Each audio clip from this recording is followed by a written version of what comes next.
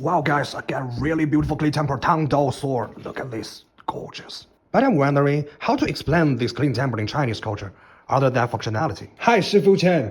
How do you think about this question? Oh, this is a really fascinating question. Since you are asking about the traditional Chinese culture, let's explore this step by step. Well, as well know, in Chinese traditional philosophy, here is a core concept called the yin and the yang. In sword forging, we start with the fire for heating and shaping. That's the yang. The next step is the quenching the blade into the water.